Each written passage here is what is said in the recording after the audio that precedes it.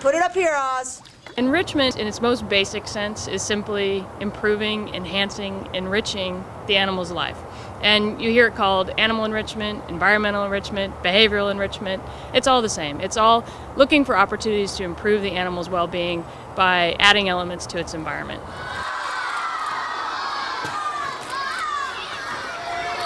Basically, environmental enrichment is all about providing for the psychological well-being of the animals in the collection. We cater for their physical well-being, we have great veterinary care, we treat their diseases, but animals need more than that. They need to be psychologically healthy, just like humans, and different animals need different things. And we use environmental enrichment as a way of addressing those needs by changing the environment to satisfy those psychological needs.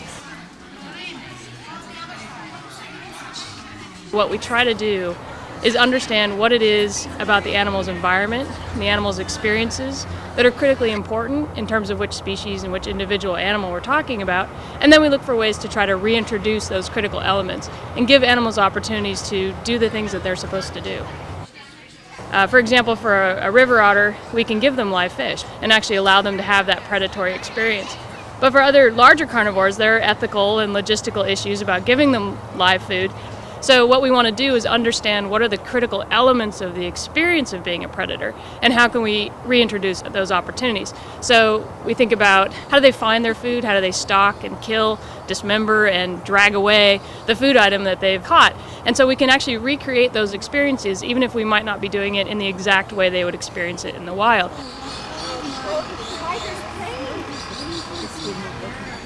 Polar bears are extremely intelligent, curious animals. They spend a lot of time investigating their environment in the wild so they can find seals.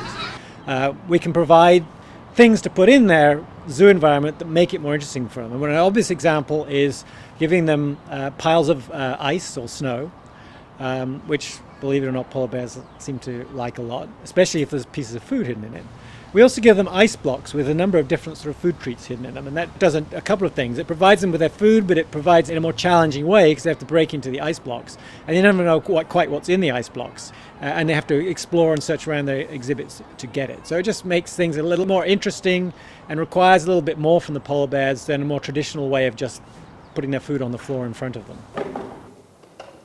We also give polar bears plastic toys, and actually polar bears are very playful and they will make up games to play with plastic toys. Now you might not think that's very natural, and that's true, but a natural ability or natural characteristic of polar bears is to be very curious and to explore and manipulate their environment. So giving them an artificial plastic toy does actually satisfy that need in polar bears. And people have seen polar bears playing with plastic toys in the wild. So she'll be the fruit passer. You're going to be the fruit passer? So welcome to, for many of you, your first enrichment activity here at the zoo. And one of the things we do for our animals every day is provide them with enrichment. And the whole idea of enrichment is to make the animals think. One part of enrichment is what we call functional naturalism.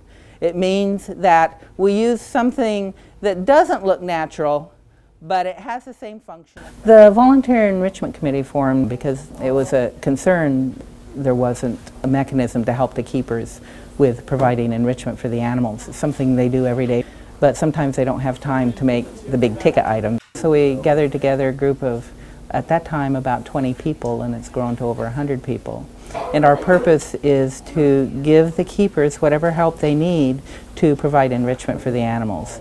Something that may change the animal's day, change something in their exhibit, give them a chance to do something they might do out in the wild, just to change their lives. So we may do something as small as make ice treats for some of the animals, or gather wild edible flowers and herbs for them to eat, or we've done bigger things. So whatever the keepers would like in terms of enrichment, we help with.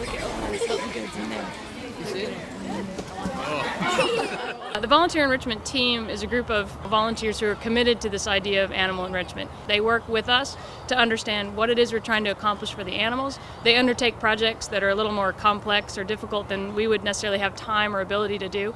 Some of the things that they've been able to do for us simple things like making piñatas and complex ice treats to offer to the animals, but some really innovative things too. We've done Polar Bear Snow Day, where they actually go up to an ice rink with a pickup truck and they pick up all the Zamboni shavings and bring them up to the zoo and cart them wheelbarrow by wheelbarrow into the exhibit so the animals get an opportunity to be on snow.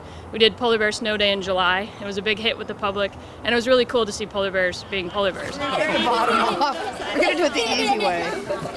Yep.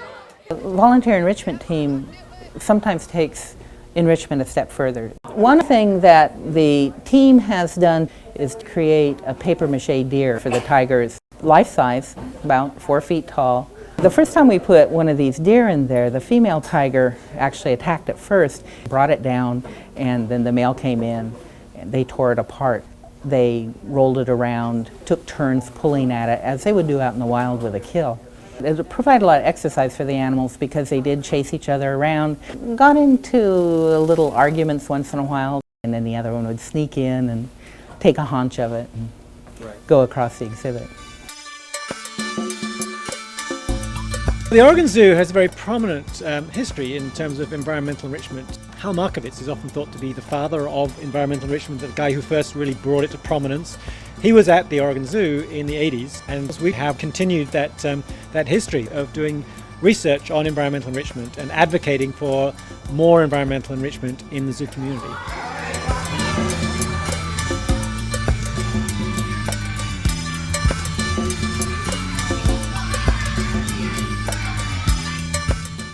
What we're hoping for the future of enrichment at the Oregon Zoo is to do more of what we're doing now and to do it better and to do it more efficiently and to plan environmental enrichment into all our new exhibits. It's a constantly moving goalpost. It's really only limited by the creativity and imagination of the keepers that are doing it.